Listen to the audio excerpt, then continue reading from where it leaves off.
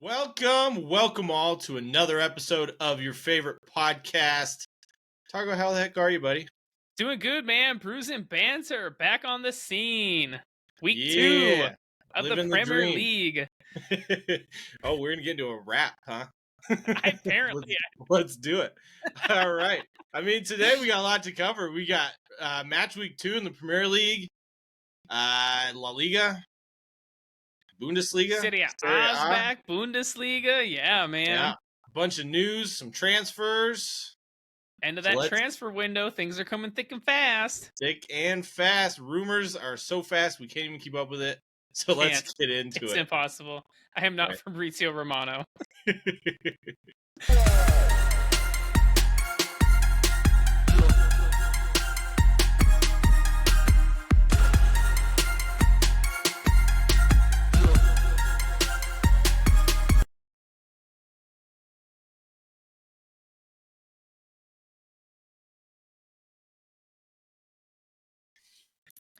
By real fans for real fans.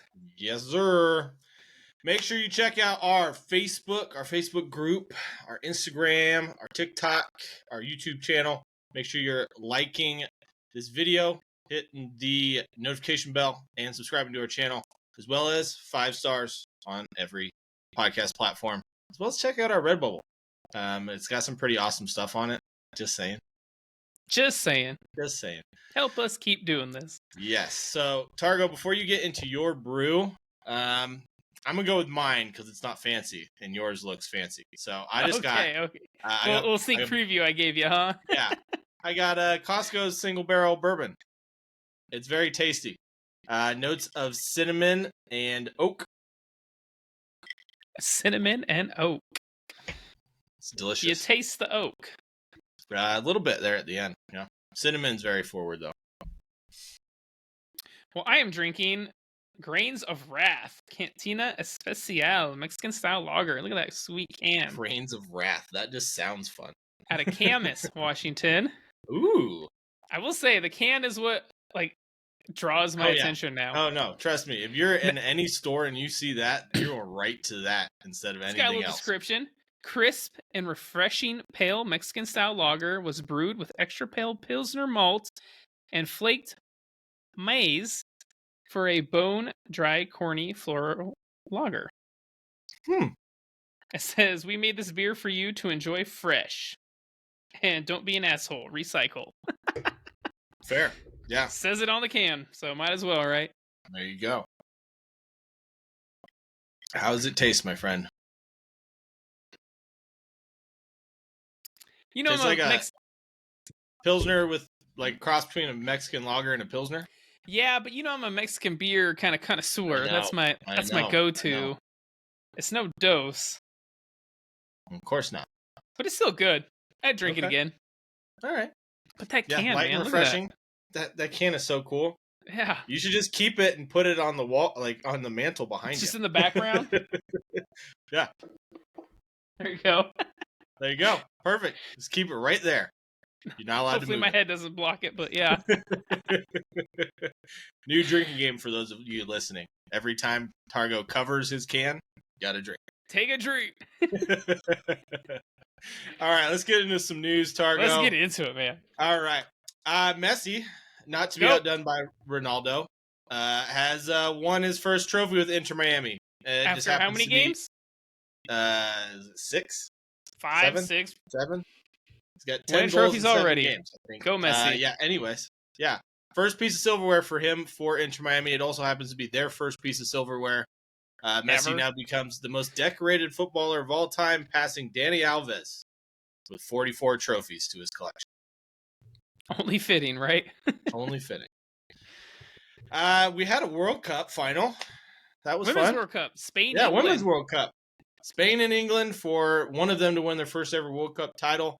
Spain winning it 1-0 with quite a tidy finish. I don't even know how to pronounce the lady's name that scored the winner for that one, but it was quite nice. I'll be honest. It was a nice finish, yep. And I think the first nation where men and women's have won the World Cup? I believe so. Yeah, because the U.S. obviously has not won a World Cup ever. No, Germany. Germany has. As a women's German team. Yes, they've won 2. They won back-to-back. Well, okay. Apparently, need to follow women's international I only soccer know a little this better. because I was watching ESPN and they showed the list, and I only noticed it because the only team to win it back-to-back before the United States was Germany. So, How about Tyler Adams, man? Joining speaking Bournemouth. of Americans, going to Bournemouth. Thoughts? Fantastic piece of business by Bournemouth, if you ask me. 100%. Honestly, I would go as far to say as this is the perfect transfer for both parties. Yeah, he was linked with Chelsea before this. I mean, yeah. And then Bournemouth, I think that's a solid pickup. He'll definitely have his work cut out for him at Bournemouth. I agree, but at the same time, he's going to get all the minutes to play. Oh, yeah. Chelsea, he'd probably stay on the bench until quite a few players got hurt. Especially with Jefferson Lerma leaving from Bournemouth. Yeah, I think he's probably almost a like-for-like replacement. Just about. No. West Ham have signed former Arsenal youth product Dinos Mavropanos from Stuttgart for a total of 25 million euros. We'll see if he plays. Yeah, we'll see. I mean, they need another center defender. West Ham does. Mavropanos had a giant ceiling as far as the same with his structure. I think he's like 6'5". He's a huge Greek defender, but he never quite panned out. Went on loan to Germany a couple times, ended up signing with Stuttgart. So, well, I mean, honestly, for Arsenal, he barely played. I can think of one game at Old Trafford where he played and he did okay. Yeah. But then he's been on loan pretty much the whole time, and Stuttgart, they were in a relegation battle last year, so we'll see. It's one of those things, man. It's yet another Arsenal, supposed to be wonder kid that doesn't pan out. So that's every club, man. Yeah. Every high prospect supposed to be a wonder kid that slowly fades into nothingness. Yeah. Just like Theo Walcott, who retired. There you go. Honestly, man. one that comes to my mind is for Man United, Obertan. Do you remember him? Mm-hmm. Way back in the day, supposed to be this big guy. He scored like a couple goals in his debut and then just nothing. Nope. Nothing. Yeah. Well, let's go through our what do you say? Our quintessential Saudi Arabian news, I guess. All right, Saudi Arabia. Who are they buying this week? They signed Otavio from FC Porto for 60 million, and Al Hilal have signed the worst known secret in all of football. They signed Alexander Mitrovic for 46 million. I was hoping he would stay, but yeah, big money. Yeah. What can you do? Yeah. I mean, honestly, if I was a Man United or a Chelsea, I would have gone for him, man. Or Spurs. Now that Harry Kane's left, yeah. Well, there was a window. It was a small one for Spurs, but I'm just saying, United, Chelsea could have got guaranteed goals from this guy. Just saying. Could have. PSG have agreed personal terms with Rando Kolo Muani, but negotiations are in the early stages with Frankfurt. This one's going to be pretty hard to get done because of something called FIFA Fair Play. Yeah, and this one hasn't gotten the Romano here we go, has it? No. So I'm not going to put that on here now because he's got been wrong a couple times. Yeah, in the last couple of weeks. So, yeah, we're just going to go with agreed personal terms and wait for it to be announced. So Frankfurt have still yet to accept. Yeah, got it. I would assume this one would start out as a loan with an obligation to buy for next summer, whenever they get. Where would he play? Probably take Mbappe's spot. I meant going forward, not now. Well, this season, where would he play? Over Goncalo Ramos, Ousmane Dembele, Mbappe. Well, I mean, you gotta figure one of them is gonna get hurt at some point. Probably is gonna be Dembele. But then you have Marco Asensio there too. Yeah. I don't know. Maybe you play one of them as more like a number 10. Maybe Who? as a false 9. Kolomwani definitely could. Like More an of like Nkuku a kind of role? yeah, or a Griezmann type of role. But then where's that leave Mbappe? Because he doesn't Out on the prefer left. to play as a striker. Put him on the left. Dembele on the Hmm. right. Ramos up top. That's weird. I don't think that would work. Well, Kolomwani, they've tried a lot so of you're thinking of Kolomwani coming off the right into a number 10 role? yeah. That's what Okay. I would think. But again, they've tried a lot of things at PSG and none of it's worked. So It can work if it you're. can work. It can. Let's We'll look see at if it Phil does. Foden this weekend, man. Right? But he's So like a it can, but I don't see Kolomwani doing that role personally. I don't either. Maybe they play a 4-4-2. I don't know. But that brings Mbappe back further, so that still doesn't make sense. Ramos or Kolomwani, I feel like one of them sitting on the bench. Yeah. And I'll be honest with you, it's probably Kolomwani. I was gonna say Gonzalo Ramos. We'll see. I don't know. We'll see if this one even gets done. Yeah, that's a big if. Yeah, that's a conversation for another day. Lewis Hall has left Chelsea for Newcastle on a season-long loan with an obligation to buy, depending on the performance criteria. Good signing for Newcastle. I guess he's been a lifelong Newcastle fan. I think that's fantastic signing, if I'm being honest. Youngster. Yeah. English, too? Left back. Can go into that midfield. Mm-hmm. I think Chelsea are losing a fantastic prospect, as we called him. So, yeah, I think it's fantastic, man. I think that's great for Newcastle, great for Lewis Hall. Chelsea, I don't think as much. Yeah, I'd say Chelsea are definitely the big losers in this one. But, it's that never-ending cycle, right? They spend $100 million on a player, let a tried-and-true prospect go. Next thing that's going to happen. That is the Chelsea way. You're not wrong. Next thing that's going to happen, FIFA fair play regulations, and then fire your manager. And then it goes all the way back around again. Like Armando Broja, that forward man for Chelsea. Is he going to get any playing time? I mean, he's young. He looked good for Southampton, not last year, but the year before. Yeah. I don't see why he wouldn't get playing time, but then again, it all depends on how Nico Jackson does, and if they go make a deep cup run, at the way they're playing, and we'll get into that later, I don't see that happening. So they might have very few games this season with a large squad. Well, let's get into this next Chelsea signing. Yes. That no one probably cares about. Yeah. Chelsea have completed the signing of New England Revolution goalkeeper. Is it Jorge? Jordy? Something like that. Petrovic. Yeah, 18 million pounds.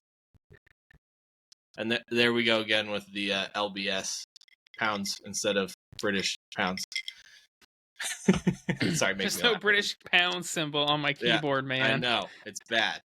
Let's see. Negotiations between Napoli and Celta Vigo have broken down for Gabri Veiga. Celta Vigo changed the terms last minute after the initial agreement was in place. And Veiga had his medical scheduled in Naples last weekend, but Napoli didn't agree to the new terms. Sucks for Napoli, man. He'd be a fantastic signing. I don't understand. It's like the third player for this to happen, and it's a fall apart in like the last 2 weeks. I don't understand why clubs agree to something in principle and then try to change it. It's the details, man. You got to work out the details. The details did not align. Yeah, I guess not. Sucks a lot for Napoli. If I'm them, I'd go back in on it. He would upgrade them significantly. He would, yes. I'm a big fan of Gabri Veiga. I thought he played fantastic last season, man. Young, Spanish international, yeah. Fantastic. Big moments, too. Big goals and big moments for him. Saved him on the last day. They beat Barcelona. Mm-hmm. Manchester City have found their replacement for Riyad Mahrez, signing Rennes midfielder Jeremy Doku for £55 million. He's 21 years old. I'll be honest with you, I haven't seen much of him. I've seen him for Belgium. Okay. He's I would say he's got that raw speed, that talent, but it's not obviously to Riyad Mahrez level. We'll see what he can do. He's young. Yeah. At 21. But I do remember he's fast, man. He is quick, that's for sure. Okay. So we'll see if he can get that, kind of that first touch, silky smooth style of play that Man City needs and is required to play for that Man City team. Yeah, I mean, you got to think if anyone is going to do that, it's going to be Pep and get that out of it. So we'll see. I'm sure he's delighted to join Chelsea or Manchester City. Yeah, he's very quick though. I know that. Yeah. Speaking of Manchester City, news out today that Pep Guardiola had emergency surgery on his back, and apparently he will be out until the September international break. So I think he only misses like 2 games. How big of a blow is that for Manchester City? Maybe. I don't know. Maybe. We'll see. We'll see come game time on who they play. I think they play like Luton, don't they? Why is that? Sheffield United is their next Sheffield, game. Okay. And so play Sheffield and Fulham. Sheffield and then Fulham at home. Sheffield away. Yeah, I think they'll be fine. Kind of, yeah. Yeah, I was hoping that they would play someone a little harder, but Liverpool or literally anybody but Fulham and Sheffield United. Everyone but Sheffield. Like, okay, Fulham maybe, but like a Brighton, Brentford, Tottenham, Brentford, West Ham, Aston Villa, Nottingham Forest. I keep going. I'm glad it's not a Manchester derby, but and then it looks like Benjamin Pavard will be going to Bavaria from Milan as the move, from Bavaria to Milan, unless that's what I said. Don't worry about it. Going from Bayern to Inter 30 million euros. Thoughts? I don't know if Inter needed a defender. Well, they sold Ruben. Was it Gosens? Robin Gosens, yeah. Robin Gosens. Left back, left wing back. Berlin. So I guess Pavard could play there. Yeah. I mean, he's a fantastic player. Yeah. Personally, I think he is. Can play in that center back role or right back role, so that versatility is there for Inter Milan now. Yeah. I don't know why they signed him, but, I guess the more quality you have, the better, right? There you go. Yeah. Okay. English Premier League Match Day 2. Match Day 2. Match Day 2. Things that caught your eye, Targo. First up, we got Liverpool and Bournemouth. We both picked Liverpool in this one, and they ran out winners 3-1. Things that stood out to you. They were shaky in the first few minutes. Yeah, Bournemouth looked first good. Off, that's my number one. I would say they were shaky in the first few minutes. Bournemouth scored early. But honestly, watching that Liverpool team and some of the defensive errors they made, Alisson had a couple bad touches. That defense just looked a little shaky against better teams. I don't think they've run away with this one like they did in this game. No, definitely not. I think it was mostly the quality of probably 2 or 3 players saw them out. Like, I know you've seen those memes where it shows like a drawing and like the front of like a car or a horse will be like a Ferrari or this beautiful painting, and then the back will be like a broken down thing. It's an ass. Or a hand drawn. Yeah. Yeah, a hand drawn. That's what Liverpool is, man. The front attack is this like Rolls Royce, and then the back is like a Pinto. Yeah, it's so bad. Maybe a Volkswagen Bug. Yeah, it's just like their attack going forward. They're amazing. Mo Salah, Luis Diaz, Gakpo. They got Jota up there. They look fantastic. Jota. Yeah. Defensively, though. Whew. Oh. Yeah. Oh, they're prone, man. They are prone. And the problem is with Liverpool, too, is one, they don't have a budget to go out and sign another center back. And apparently they do if they're going to bid $100 million on Moises Caicedo. Yeah. I don't know where this money is coming from, because they said all summer we don't have the money for it. They sell Henderson and Fabinho, and all of a sudden they have 120 million. I don't know where it came from, and they'd already signed Sabotsoy for 70, so I don't know. And McAllister for 35, so that's already 100 mil. where do they find this other 120 mil? I don't know.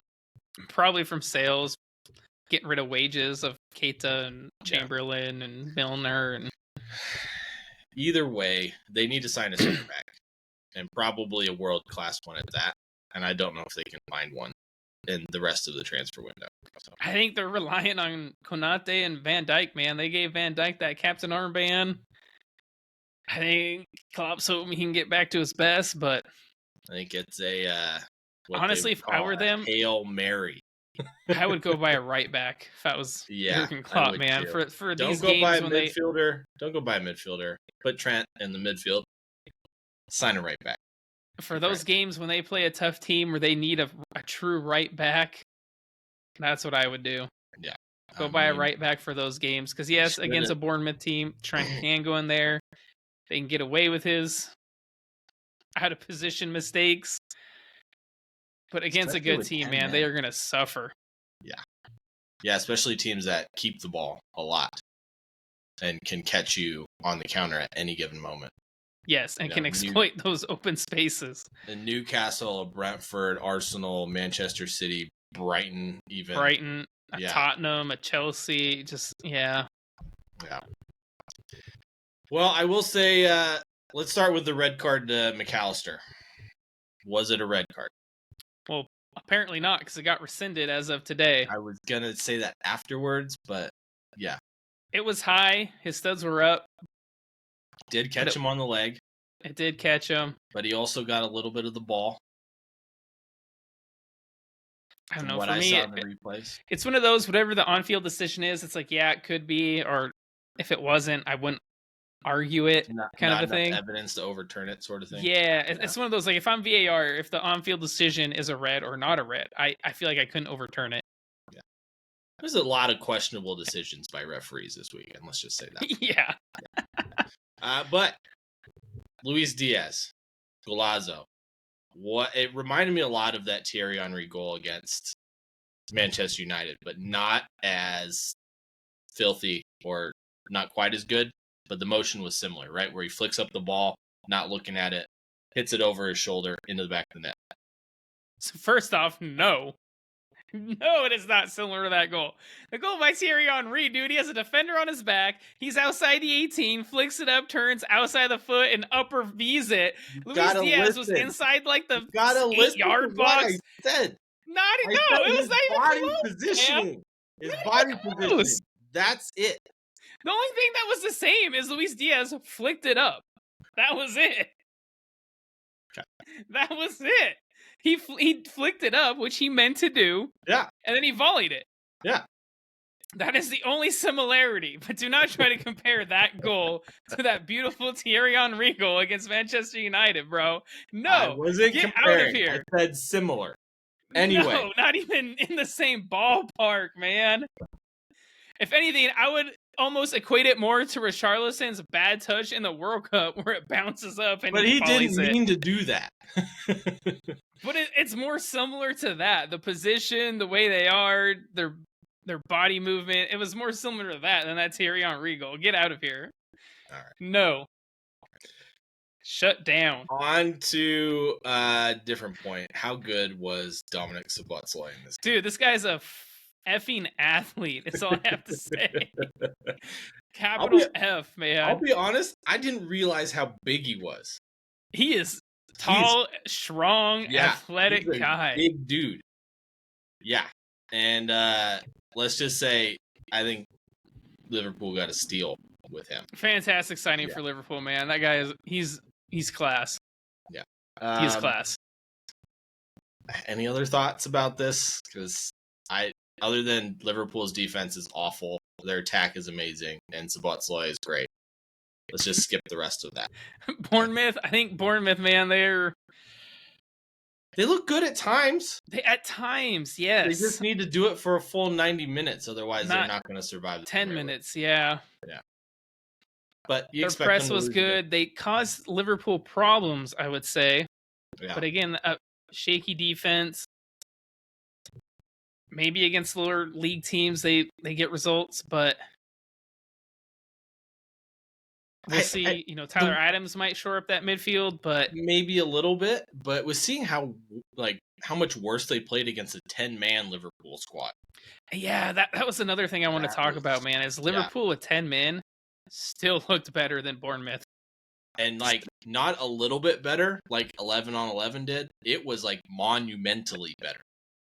So we'll go through this weekend, but there was a few red cards this weekend in case people didn't notice. Arsenal had a red card, West Ham had a red card, Fulham had a red card, Wolves had a red card, and Liverpool had a red card. Quite a few. Yeah.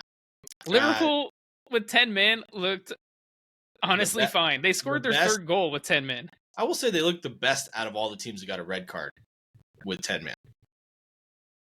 Yeah. I would agree to that, yeah. Speaking of other red cards, let's get to Wolves and Brighton. There you go. We both picked Brighton, and they got the same exact scoreline as they had last week with a 4-1 victory.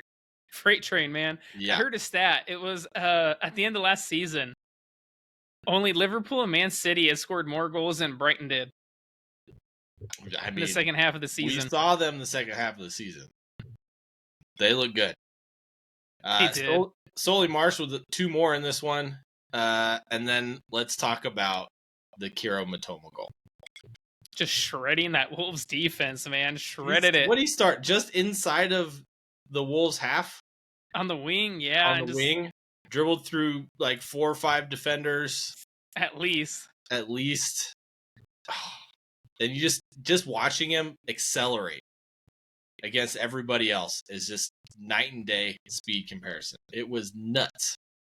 I mean, yeah, skill, speed, and then the composure for that finish, man, was beautiful. Yeah, well, because you see so many players be able to do that, but then lack the finish at the end of it. He did not. We've seen that, and that one did not. And we've been saying it. If Matoma can, shore up his finishing a little bit, man, is he going to be such a well-rounded player. Julio and Cecil also looked really good, and him and Sully March combining for a couple goals. They're fantastic, man. I know we thought they'd be a little bit of a drop-off. We'll see. It's still early. They haven't started those European games. Yes. But right now, they're top of the table. Let's be honest. Yeah. They're top of the table after 2 games. They've scored twice as much as the team behind them. Which is City. Yeah. City have allowed 0, but scored 4. Brighton have 8 and have allowed 2. So. And then on the other end, man, Wolves. It's going to be the same story as last year. Struggling for goals. Yeah. Not taking advantage of chances. I know you're going to say it, but I'm going to agree. So go ahead. Wang Hee-chan should be starting. He should. He looked good when he came on. He created chances, set people up. And scored. Their 1 goal. Yeah. So I think it should be a no-brainer. He should be on the field. Yeah. So. And then it didn't help. Like we had mentioned, Wolves got a red card. It was in second half stoppage time, so whatever. Yeah. Second yellow, and I feel like we're going to see a lot of this season. A lot. Yeah, especially for the whole time wasting. No longer doing this whole thing, throwing up the fake yellow card, imaginary yellow card. Out of their technical areas. Players can't surround the ref. You can't put up an imaginary card. You can't waste time. And so this was his second yellow. He got into a little bit of a shoving match there at the end. He was off. But yeah, man, how good, though, going back to Brighton, how good did Pervis Estupiñán look, man? Dude, he's got to be one of the best, if not. Is he top 5? I would almost go in the Premier League. Is he? I thought he was left back. Left back, sorry, top 5 left back in the Premier League. I would go top 3. So who would be above him? Luke Shaw. When he's playing well. Ake? I want to say Ake, but he's not a natural left back. He's not. No. Zinchenko, maybe. I would say Urian Timber's also not a left back, but from what I've seen of him, He could, but if you're going with natural left backs, Richardson for Liverpool. Yeah, Andy Robertson. Sorry, that's okay. Andy Robertson probably. Dunk? No, I don't think so. So yeah, top 3, maybe top 2, top 5. Yeah, he's a fantastic left back. That's all I know. Yeah. So I have another question for you. I have your answer already. I'm sure you see it on the notes there. I will tell you the answer. Okay, and what team? So for Brighton, they just sold Moises Caicedo for, what was it, 115, 120 million? 115, yeah. No, who will be the next? Using pounds or euros?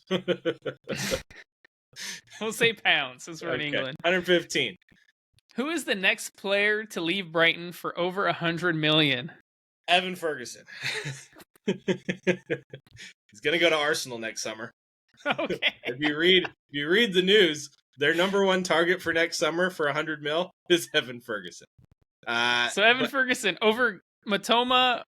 Yeah. Well, Matoma won't cost 100 mil. Not unless he scores 20 goals this season. I mean, or Enciso, Julio Enciso. Julio Enciso would be my second pick, I would say. Just because of where he plays. And for me, Matoma, it's more of, I think they could probably get it. I don't think they'll hold out for 100 mil for Matoma. That's my thought process on that. Enciso, I think they'll try to keep hold of as much as they possibly can, and same with Evan Ferguson. They'll only let him go for buku bucks. So they have a fantastic squad, and they're gonna go to big teams. I think my third on that list might be Estupiñán because of how young he is. One of them's gonna go for 100 mil the way this market's going, man. 100%. If not in January next summer. Yeah, I would go probably next summer, and I wouldn't be surprised if one Real Madrid came in for Estupiñán next summer. They need a left back. That's not a bad shout. Yes, they do. Not a bad shout. Okay. Moving on. Fulham and Brentford. You picked Brentford. I picked a draw. And this was anything but a draw. Brentford running out comfortably in this one.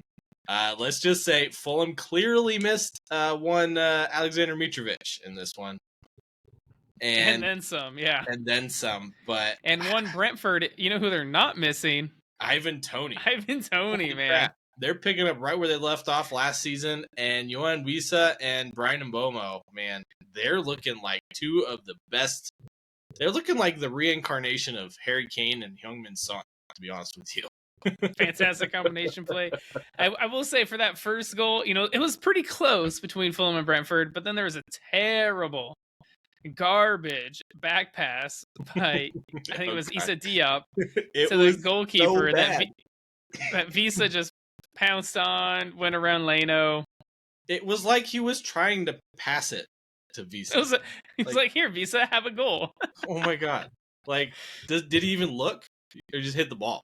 Like, kick it back to Bernd Leno without even looking. Because that went right to him. Yeah. And then Tim Ream got a red card. Yeah. For Fulham, 64th minute. Was it a red for you? I mean, it was second yellow. It was a foul.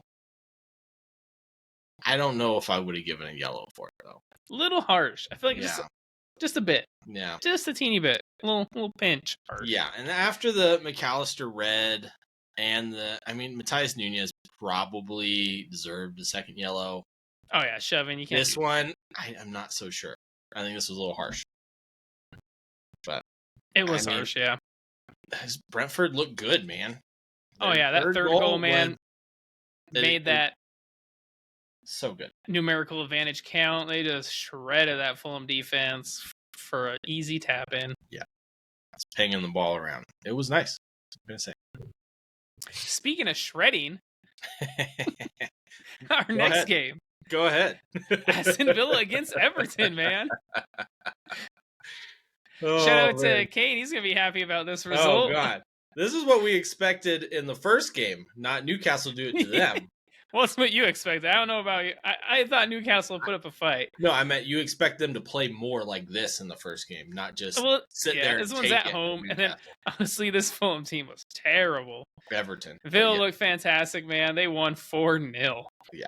4-0. Villa on this one. I even picked 2-0 scoreline, and they doubled it. So, yeah. Villa were in complete control of this one, man. Mr. Glass himself. What was more impressive, Aston Villa in this one, or how bad Everton was? Because they were bad. I almost want to say how bad Everton was, if I'm being honest. They were so bad. Oh, my God. And like I said, I got to give a shout out to Mr. Glass himself, DCL, Dominic Calvert-Lewin, man, going off injured, colliding with Emi Martinez. He had a big old swollen face. God, yeah, he did. At least you could give him credit for, going all out for it. But I mean, why? He wasn't kidding there. Yeah, no. And then again for Everton, poor Alex Iwobi came off injured. But Villa, man, Pickford gave away a poor PK. There's one of the goals. The first goal, I'm pretty sure it got shredded. McGinn pops it in. And then the other 2 goals in the second half. Let me just say this. Villa scored off of a throw-in. Just gonna point that out. And then they scored again after a poor throw-in from Everton.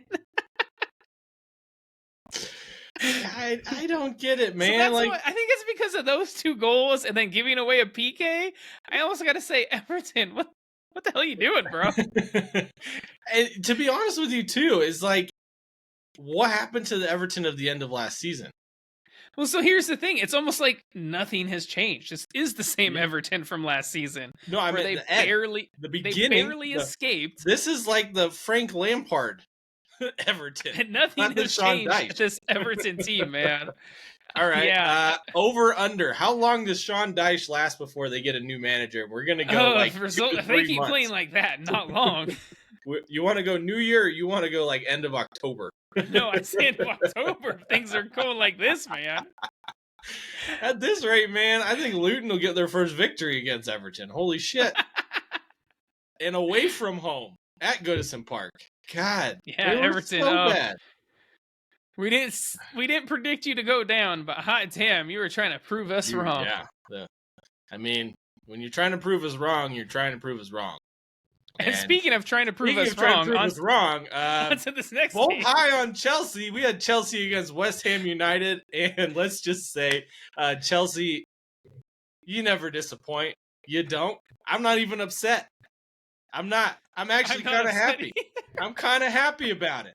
West Ham United thumped Chelsea 3-1, and it wasn't like Chelsea were in this game. They might have been when it was 1-1, but after that, it just looked like the same Chelsea we saw last season.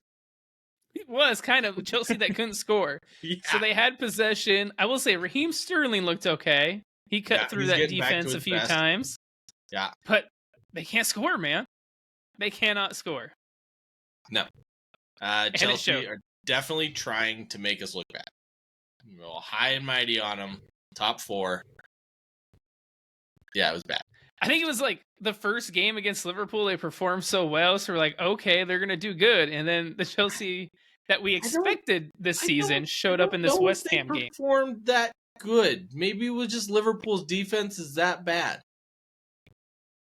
They dominated. I feel like they dominated the majority of that game, though. They did. I would just play Liverpool, I will say, had the first probably 30 minutes, but then after that, it was all Chelsea. But this game, man, I mean, West Ham got off to a fast start. James Ward-Prowse getting an assist. Get out of my head. First game. I was going to say, new signing, James Ward-Prowse, showing up for this one. Maybe if Chelsea had signed him instead of spending $120 million, they would have won this game. Just saying, because their new £115 million signing gave away a penalty kick to solidify this game, giving the chance of West Ham's new signing to score his first goal for his new club.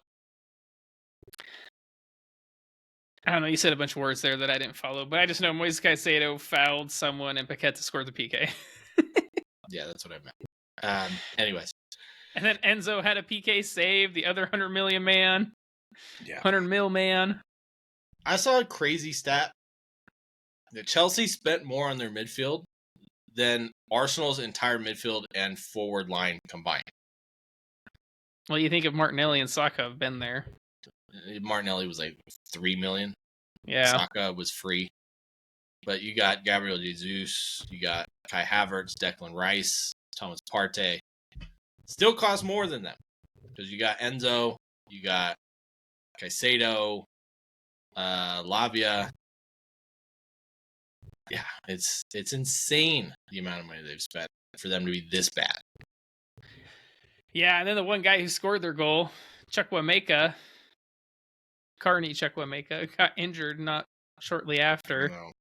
Sad to see too, because he's got such a promising career, and the fact 19. that they were able to steal him away on a free was it a free transfer?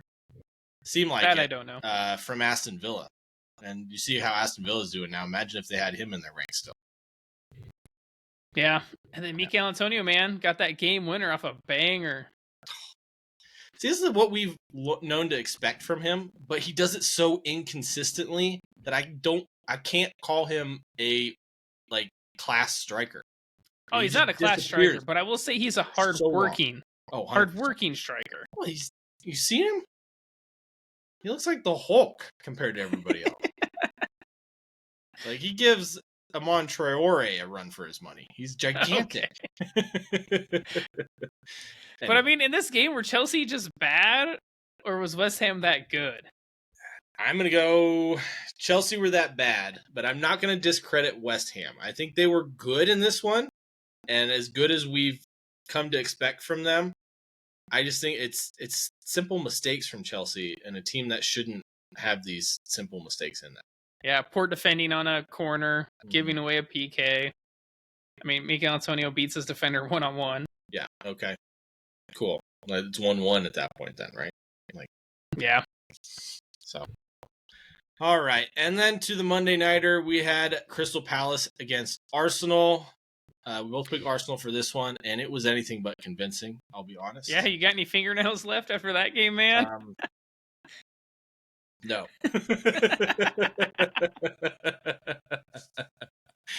Yeah.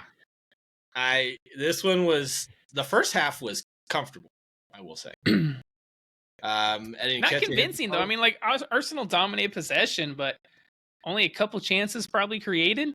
Yeah. And Nketiah with both of them hit the post, and then kind of tries to chip the goalie and gets it wrong. I think from that angle is probably the only thing you can do.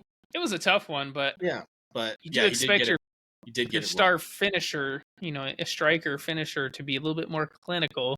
Yes. Would be my one criticism. And that has been Nketiah's major criticism, right? It's because he misses good chances often. I will say he looked good coming back, getting the ball, beating defenders. Yeah. So I won't criticize him too bad, but yeah, his finishing was a little lackluster. Crystal Palace looked to hit on the counterattack. They almost did a couple of times, if not for a couple good last-ditch tackles. William Saliba. Yeah. I will make a good comparison. It reminded me of his tackle on Mbappe last season. So, when did he play Mbappe last season? 2 seasons ago. Sorry. There you go. Yeah. Anyways. For Saint Etienne or whoever it was, Marseille, yeah. I don't remember. Whatever team he played for last, I don't really care, because he's amazing for Arsenal, and that tackle was class, and it's good to have that sort of defender at Arsenal. I think it's willing to say he's the reason him going out injured, Arsenal did not win the Premier League. 100%. And I think in many previous podcasts, I think we pretty much came to that conclusion. Yeah. Arsenal's defense was the number one reason why they didn't win games towards the end of the season. They let in goals after being up 2-0 multiple occasions. So, but then the one goal, man. So it was a foul. I think it was Martinelli played it in for Nketiah, a kind of a quick free kick. Mm-hmm. Nketiah got to the ball. Goalie brings him down. Was it a foul for you? Yeah, I mean, it's 100%. One of those. What? Whoever wants to argue this wasn't a foul needs to go watch those replays again. Yeah. Because the goalie, yes, he pulls out, but you can see his forearm and his chest catches Nketiah's leg. and not like a little touch. It is a lot. He gets a lot of him. It's good job Nketiah putting himself in a position where all he has to do is touch the ball past the goalie and he knows he's getting taken out. Yeah, and there was a couple other things. Like, I know one of the things was Nketiah's touch. It was a heavy touch, but it was still in play when he got fouled, which is why it was still a foul. And then I know they looked at Thomas Partey, if he had fouled a guy blocking him off kind of a thing. That one's one of those, if you had a clearer sight of it, probably could have called that a foul. He did extend the arm. He extended the arm, but at the same time, he didn't like grab the person's shirt or do anything like that. It's more of just more like he was blocking. feeling for him. Like, yeah, it was just more of an arm was out, and the guy could have ran through it. I mean, honestly, if you're strong enough. Yeah. So yes, PK, but then Odegaard, interestingly, steps up to take this. Yeah, I mean, watching the game live, Saka stepped up to take it, and during the chaos of the VR review, I did hear, I think it was John Champion say that Saka went over to Odegaard and handed him the ball. Good for him. Saka's, I mean, he missed one in preseason, if I'm not mistaken. Yeah. And he hasn't been super convincing. I mean, he's been good penalty kick taker. He hasn't been super convincing. But to give it to your captain and say, hey, this could be the one goal that wins us the game, and it was. Good on Saka for handing the ball over. And Odegaard, class finish. And then there was a red card. Yeah. Speaking of Takehiro, going down, how do you pronounce his name? Takehiro Tomiyasu. Yes. Yeah. So he got a yellow card. So his first one was for time wasting, wasn't it? Yeah. Yes, it was for time wasting, and like they showed the replay on that one, and so Havertz actually did a majority of the time wasting, and then kind of threw the ball to Takayasu. Yeah. Tamayasu. Yeah. And apparently they did a time. He had the ball for 8 seconds before he got a yellow card. Yeah. A little harsh. Then let's get to the second yellow card. A defender spins him, let's be honest. Oh, yeah. Andre Ayew spun him. He gets by, and he puts his hand, I'll say he puts his hand on his back. But the referee he's doing this motion where he pulled him back, which he didn't do. The replay showed it. Yeah. He did not pull him back. Shouldn't have been a yellow. Almost looked like he didn't make any contact. Like he put his arm out. I would say there was a little bit of contact, but not a pull or anything like that. Nothing that should have made anyone ever go down like Andre Ayew did. And so he went down. Ref said he pulled him back. Second yellow, red, you're off. Because it's a second yellow, VAR does not look at it. Mm-hmm. Yeah. What are your thoughts on that? I mean, I'll be honest. I think the rule needs to be changed. I understand that because it's technically a yellow card, that it shouldn't be a reviewable offense. But because it turns into a red card, I feel like it should, especially with the new rules. If the first yellow is for time wasting. That's just my opinion, but I didn't think it was even a yellow card, to be honest with you. Oh, no. Yeah. I don't think it was a yellow card either. Yeah. So I feel like by the end of the season, we're going to find that if you get touched whatsoever and you flop when someone's on one yellow and the referee is looking to make, they're going to hand out a record number of cards this year, especially for time wasting. And I think 100% attackers are going to capitalize on that and get lots of people sent off. I mean, I would do it. So. As we saw this weekend with the amount of red cards given. Yeah, and I mean, there was one out of the 5 red cards, there was one straight red, if I'm not mistaken. Just the McAllister one. I don't remember if that was a straight red, was it? The McAllister one, yeah. Okay. Yeah. But all the rest of them were 2 yellows. So I feel like they need to. I mean, VAR is probably going to miss all those calls anyways because they're so terrible. But yeah, it's the refereeing in England is so subpar that I would rather have an MLS reffing crew go ref Premier League games. They're awful. Yeah. So Andros Townsend on commentary, there was one more incident in this game. Yeah. Abrichieze kind of did some slick dribbling there. Dude, it was some of the best skill I've ever seen him do. He made Declan Rice look like a third-rate defender. He did. Went past Declan Rice and then tries to go by Partey. And Partey kind of sticks out a leg. For me, it's no. Like, the leg was there. He's running. Your legs move when you run. But he pulls the leg back. And I will say, Eze kind of tries to find the leg to go down. And barely finds his foot. And goes It was down. definitely not a PK for me. But, I've seen, obviously, some comments on social media saying, oh, it should have been a PK. Andros Townsend, a little biased maybe, former Crystal Palace player, saying, oh, that should have been a PK. 100%. He's the only person in any sort of match reactions I've seen that said it was a penalty kick.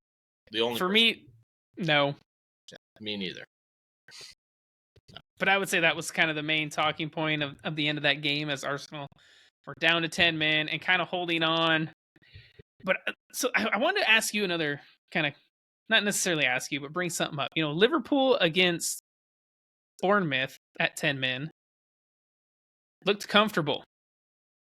Arsenal against Crystal Palace did not look comfortable at all. Why do you think that is? Like, well, one, Crystal Palace that much better than Bournemouth because they're at Selhurst Park. Liverpool was at Anfield. Does that all play into it? I mean, it does, yes. But I also think Liverpool's style of play fits 10 men better than Arsenal's does because how much possession they need to have. Once they don't have possession, Arsenal are not as good, like nowhere near. And especially with the formation they were playing with Partey as a right back, I think he should have came off. And you put a right back on, which they never did. Well, what they did is they brought Gabriel and Zinchenko on and then pushed Ben White out to that right back position. Yeah. But so are you convinced on this Thomas Partey right back? No. Going into midfield? I never will be. No, I think it's the dumbest thing Arteta's ever done, and I hate it. I love it in attack, but it is so susceptible to a counterattack. It's not even funny, and especially against better teams, say a Liverpool squad, they will tear up that right side. I don't think he will do that during a Liverpool left side. I mean, it's Mo Salah. He would tear up Thomas Partey defensively. But yeah, man, these two games. I mean, it's Crystal Palace, 9 and 4. Trying something new. It's beginning of the season. I get it, but that is not a sustainable thing all season. I don't. Against a better team, I don't think he throws that formation out there. I think it'll be more similar to the Community Shield. Yeah. But, and then I don't know. We'll see. One more point for you, because I saw this, and I kind of agree with it. It seems like Mikel Arteta is literally trying everything he can to get Kai Havertz on the field. And I think he's forgotten about one Emile Smith-Rowe. Like, the guy's been healthy. Why is he not on the field? So this game was interesting. So he started obviously in that midfield. Didn't really see a lot of him personally. Did he have a terrible game? No. But did he have a special game or exciting game? No. Not He's even. just kind of there. Yeah. If I'm being honest. He's the guy that connects some passes, I guess. But I did notice at the end of the game when things were rough, he threw him up top. I think he was hoping his stature, he's a big guy, tall, that his hold up play would buy him a couple minutes. He could hold the ball up, either bring some players up, get a foul, something like that. And so I can see keeping him on for that game. But you're right, as far as what he offers creating anything, Emile Smith-Rowe is a better option in my eyes. Yeah, 100%. Leandro Trossard is a better option in my eyes. And we didn't even see Trossard in this game, so. Which I'm not surprised we didn't, especially after that red card. Yeah, I get it. I mean, you saw him throw on Kivior, Zinchenko, and Gabriel, and every defender at his disposal. I mean, to his credit, they all had great end of the games, all had 100% passing completion rate.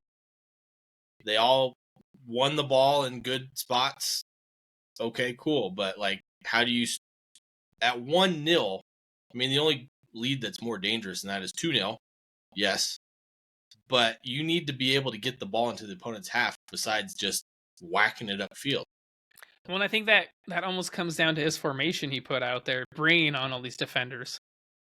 And I want to say, I think Mikel Arteta might be a little naive in that fact as of right now. I mean, we all forget, right? This is his first coaching job ever. He's done amazing. There's just certain moments where you can kind of see his naivety. Rookie mistakes. Rookie mistakes. So I think because he hasn't really gone down to 10 men a ton with a team that is this good, where he's got so many options. I think sometimes he just kind of tries to tinker a little too much. That's just my opinion. You're not wrong. I know he's obviously a Pep student. And I know Pep has gotten some criticisms for tinkering a little too much in a certain Champions League final, especially against Chelsea. And so, maybe it's a little bit of that. I don't know. But you can see that little bit. I know you called it naivety. Or I call it, almost a rookie mistake, man. He's not quite seasoned there. So, we'll see. I mean, there's going to be a lot of red cards this season. It's going to happen to Arsenal more than once. Trying to force him into this, potentially. Yeah, I could see that. We're only 2 games in. We'll see where we're at by game 10 if this is an ongoing thing and Havertz has still produced nothing. I give him a month. It was in my bold predictions. After a month, he will start to show his class. But at this point, I mean, he's not giving us much hope. He hasn't improved. Not yet, man. But yeah, I think Emile Smith Rowe deserves to be played a lot more often. I feel bad for the guy. That's my last point on this one. So let's get into our 5 biggest matches to watch, or our Fab 5, depending on how you want to call it. Matchups to watch this weekend, plus the matchup inside of those games to watch, and the storylines to watch for. We had our first one, Manchester City against Newcastle. This one ended 1-0 from a lovely goal by Julian Alvarez. Julian Alvarez, man. Yes. You picked City, I picked Newcastle. Honestly, I was slightly bored with this game. A little bit. I think that was kind of City's fault. I mean, you win 1-0 and you keep it boring against a Newcastle squad that won 5-1 the week before. I think that's a success. I don't want to say it's boring. I almost want to say that Man City team is just that good. Defensively, Newcastle couldn't get the ball. Yeah. That defense. I mean, I'm gonna come out and say it. This Man City defense is. I'm gonna say they're gonna be the best in the league. I am. You look at them. I would go looking at their new starting defense with Gvardiol and Ruben Diaz in there. I might go they're the best in the world. Well, they're probably the best. I mean, you got Gvardiol, Ruben Diaz. I mean, Akanji, man, is an effing athlete, dude. The guy is just amazing. You got Kyle Walker, the speedy guy. John Stones to throw in there. I forgot about Nathan Ake. I mean, Don't forget about him. I mean, this defense is it's the best. I mean, let's be honest. It is the best defense, and scoring on it is going to be very, very, very, very, very difficult. Yes. And to keep Julian Alvarez, Phil Foden, and Erling Haaland quiet in a game when you have that defense behind you, for a lot of teams, it's going to be very, very, very, very, very difficult. I mean, I will say Newcastle did a good job of keeping Erling Haaland quiet. I will say he had some bad touches. He had a shot that you expect a rifle of a shot to go, and he scuffs it. You expect that good first touch, and it gets away from him. He had a couple of those. The player for me in this game, man, was Phil Foden. Yeah, 100%. Coming off that right, popping into that number 10 position, getting between the lines. He was their main threat, creating, passing, dribbling, shooting. I mean, he was the man in that game. Phil Foden we wanted and expected to see with De Bruyne being out. But honestly, I expected this from Phil Foden when De Bruyne wasn't out, and we never got it. But now that he is, he's taking the ball and running with it, not just figuratively, but literally. Yeah, he is. I mean, he's had his little bit of injury woes. So hopefully he can stay fit. But with Kevin De Bruyne out and Phil Foden performing this way, I don't think there'll be any problems there for Man City. No, I don't think so either. So let's get into our matchups that we said to watch, right? We had Gvardiol and Ruben Diaz / Akanji against the front line of Newcastle. I mean, the scoreline says it all, doesn't it? Yeah, Almiron was non-existent. Anthony Gordon Non-existent. came off. Harvey Barnes came on. Had some moments. Yeah, Isak had some moments where he would kind of drop, get a little dribble on, but I told you, man, that defense is just too good. That defense is too good. I agree. And then we had Grealish and Foden against Trippier, and then Haaland versus Botman. I mean, I think Botman probably won that battle, but Foden definitely won his battle, even though he was just kind of floating all over the place. He was floating. He was mainly on the right, kind of coming in. And then Grealish, I will say Trippier did a good job against Grealish. But yeah, Foden, he made Grealish play a lot more defense than he's used to. I'll say that. Yeah. And then the midfields. We had the midfields, yeah. I will say, you could see the class difference in midfield. So Tonali and Guimaraes look good. Joelinton, not so much. And then it's just Man City's defense or midfield looked. They just don't make mistakes. They don't. Yeah. And if they do, they usually can get themselves out of it. Like I know, for example, Rodri got caught on the ball or he made a bad pass, but you have Ruben Diaz, Gvardiol right there, man. Yeah. So, yeah, I mean, I was a bit disappointed from this game. I thought for sure that it was going to be a lot higher tempo, more scoring opportunities. But, yeah, like you said, that Manchester City defense, man. It's going to... So, I know we talked about Man City, kind of dropping down slightly a notch after losing Gundogan and Riyad Mahrez. Their offense maybe did, but their defense went up. Got better. With the signing of Gvardiol. Yeah, I think we'll really see the true test, I think, more in the Champions League when they face the bigger teams. I mean, yes, Newcastle could be considered a big team, but they're relatively young and new to this whole Champions League thing as far as the squad they have. And, yeah, I think it's going to be between probably 2 or 3 teams that are even going to give Manchester City a run for their money. So, yeah, I mean, Man City are the team to beat, man. They looking after forever, as long as Pep Guardiola's there.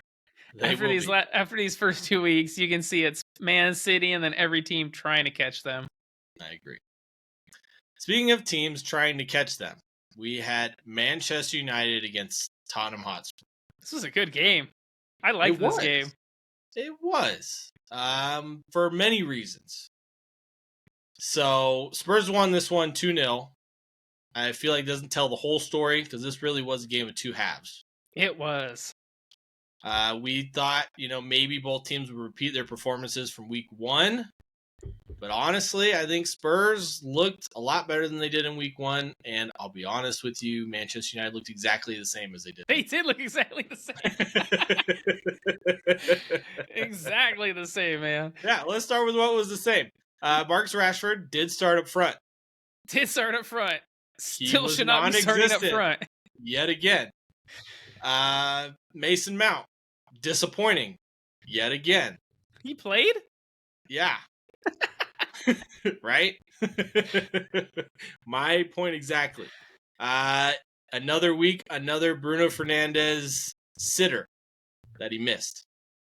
So him and Rashford both missed some sitter, like around the 6-yard box, some headers. Yeah. And we'll get to Bruno's, but Rashford's, that was bad. But Bruno's was just like, what are you doing? Yeah. But then what was fun about this game is like those misses happened, and then Spurs went down the other end and hit the crossbar twice, and Pedro Porro, man, he almost had a golazo. 15 seconds. I know, he was inches from a golazo hitting that top corner. Oh, and then the deflected shot hits off Luke Shaw. After that, onto the post. I mean, what did you think about, should United have been given a handball when it struck Romero's arm off Mason Mount's shot? in the So first half. I'll be honest, I was expecting VAR to rule this a handball. Yeah, I was too. I was. Yeah.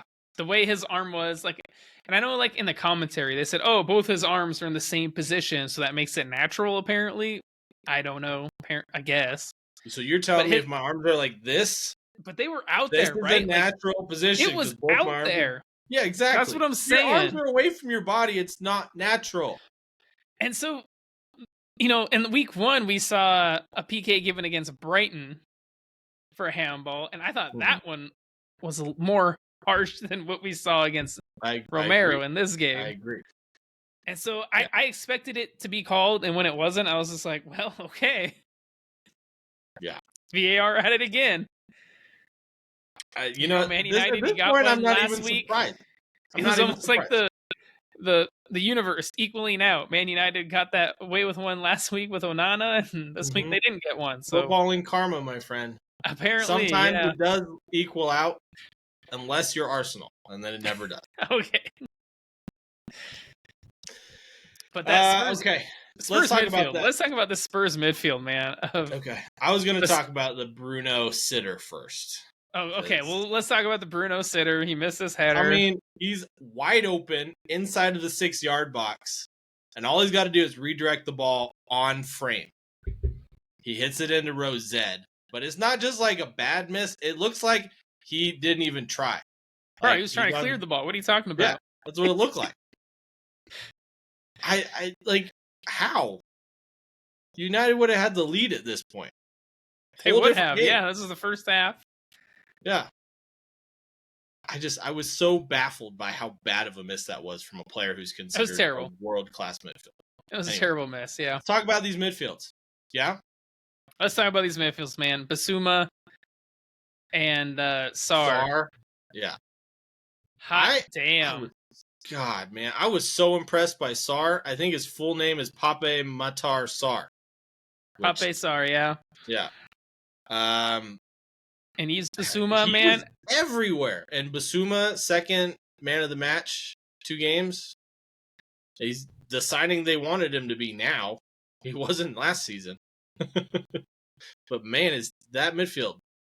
If anything is going to keep Tottenham from, in the top half of the table, I would say, it's going to be that midfield. Well, you know who you can thank for that? Harry Kane. No. Why Harry Kane? Harry Kane's gone. Because I want to thank Harry Kane. Is that too bad? No. It's the coach, man. Yes. Ange Postecoglou. Yeah. This is Ange ball they're playing. And Conte and Mourinho before that, Basuma was a little too much of a flair player, too much of a risk taker for them, so he never played. Postecoglou says, I like that. Go forward. Create something.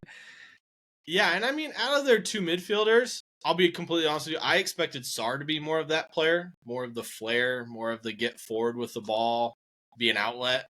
But man, between the 2 of them, it's almost like they were a pivot of one's going to play the 6 and one's going to play the 8.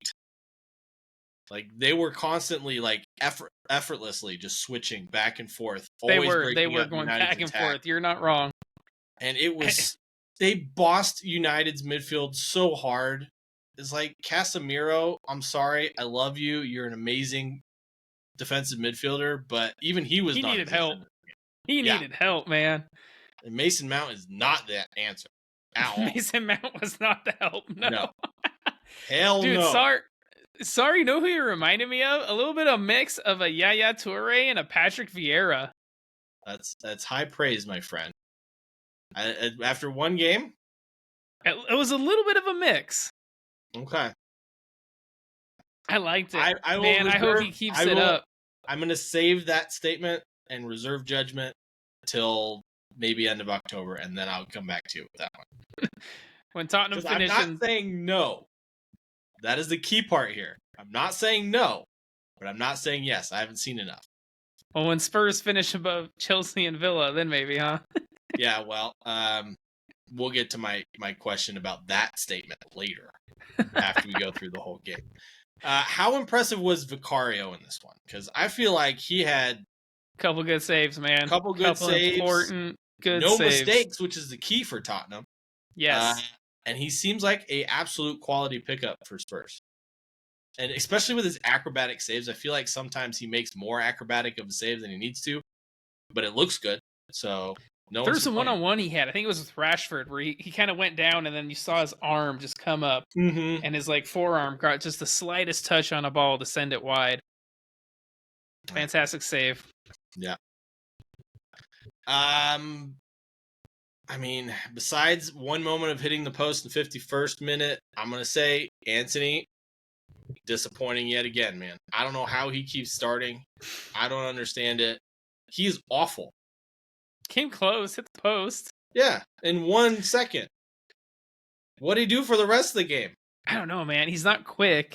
No. He doesn't beat defenders. No, well, he tries, but he more Cuts back stands onto there his left foot. tries to beat them.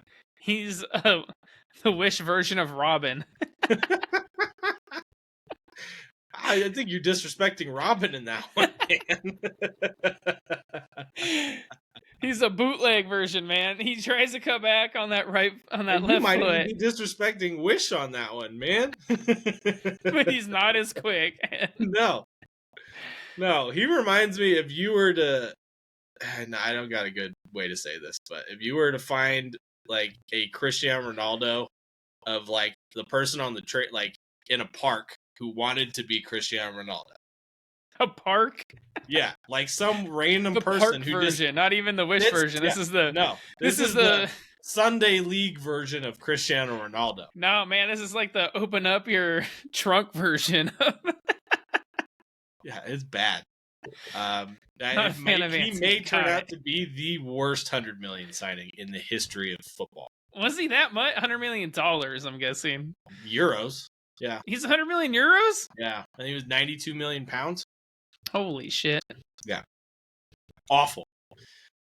So yeah, first half, it was kind of even. Second half, Tottenham took control. Their midfield dominated. But I will say, if Spurs don't sign a new striker, they're going to be in some serious trouble this season. Because Richarlison, I know I dissed on Anthony.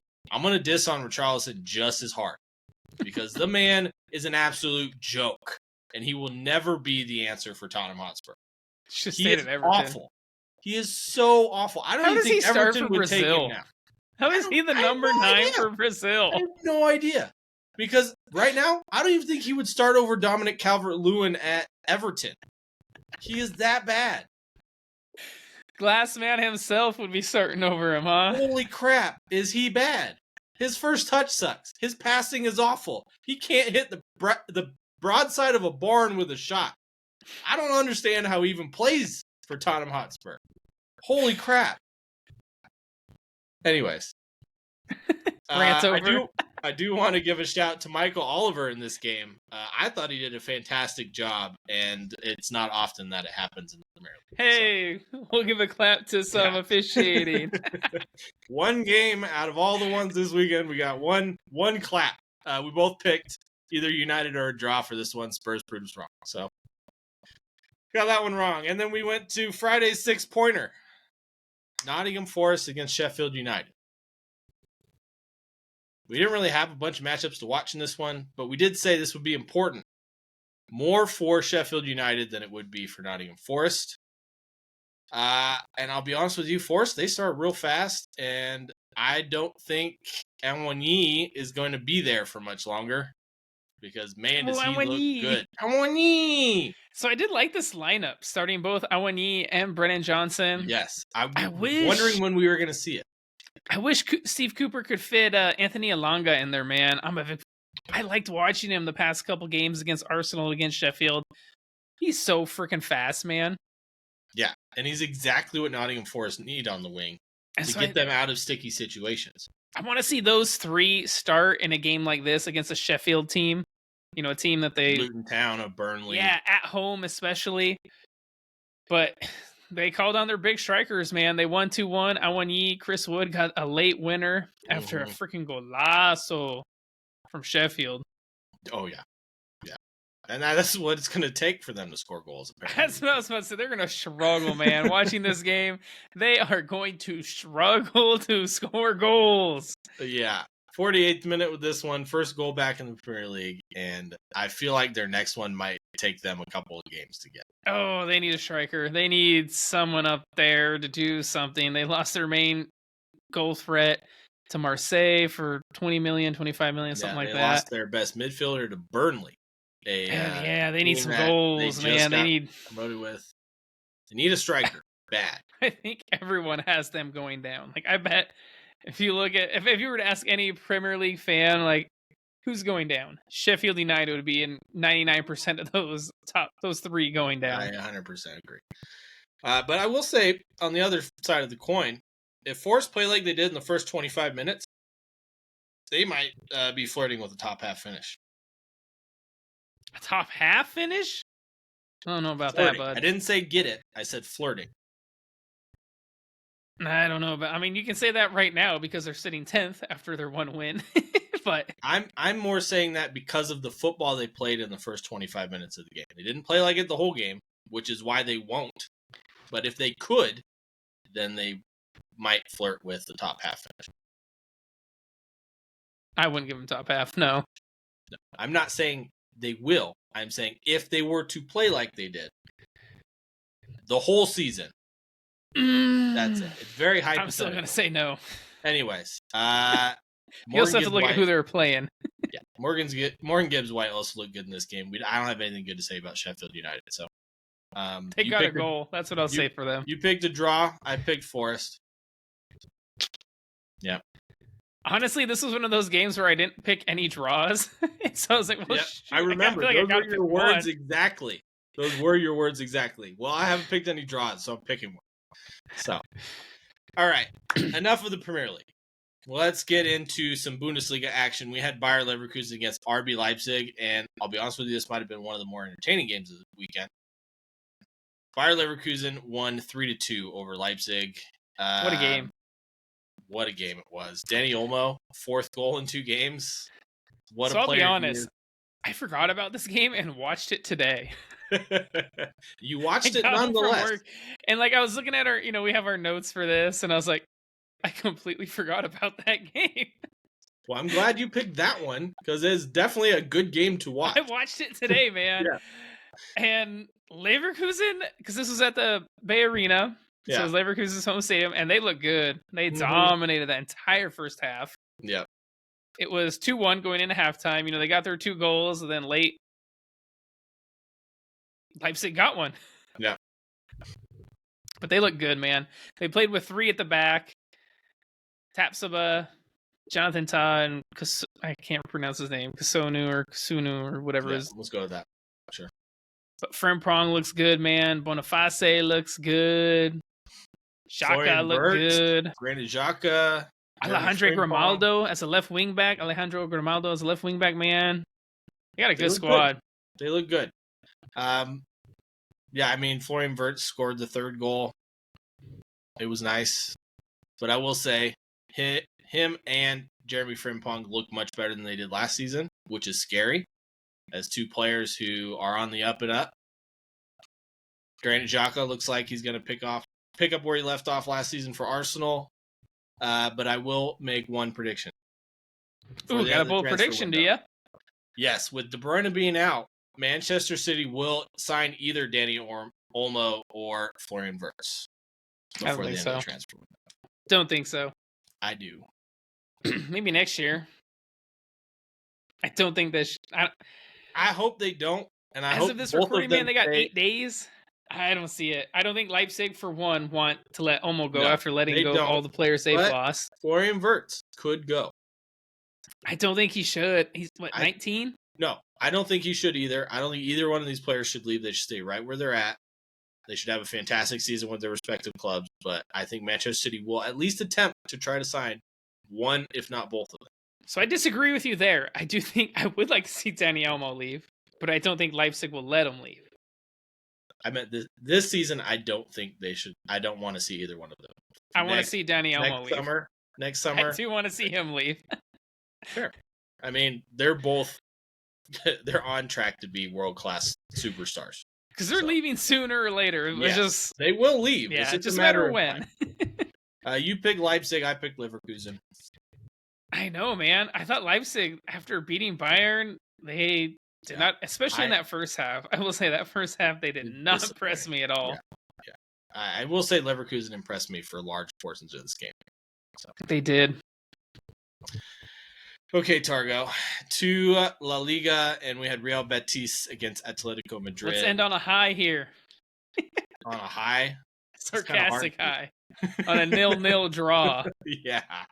Who picked this fab in our 5? Not me. That's who. This was me.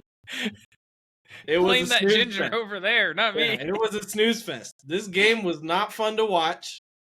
I would have rather had my eyes peeled open because I fell asleep while watching this game. We both picked Atletico to win. It ended 0-0. 0-0. 0-0. So into other footballing news, Targo. Other footballing news? Okay. Yeah. How about this? Barcelona, a team we should have had in our Fab 5, won their first game of the season, beating Cadiz 2-0. They scored 2 goals? What? Yeah. Gundogan got an assist for Pedri. Nice. The young 16-year-old Yamin Lamel got a start. Bro, so like good. Stud. Oh, he's so good. So good. So good. But not to be outdone. Let's move over to Real Madrid. Yeah, Jude Bellingham with 2 more goals and an assist. Yeah, Jude Bellingham, man. On fire. La Liga's NBD, man. No big deal. No big deal. Whatever. Top goal scorer in the Liga right now. 20-year-old. 20 years old. Whatever. Midfielder. No big deal. Signing of the season already? No big deal. See, Liverpool, this is what you could have bought. Yeah. Speaking to not to be outdone, as signing of the season, Harry Kane scored his first Bundesliga goal in his first Bundesliga game. Yeah. As Bayern beat Werder Bremen 4-0, he got their second in the 74th minute. And I thought it was nice team build-up play. And then for him to get a nice finish out of it. Typical Harry Kane. What do you think of those Bayern Munich jerseys? The black ones? Yeah. I'm on the fence.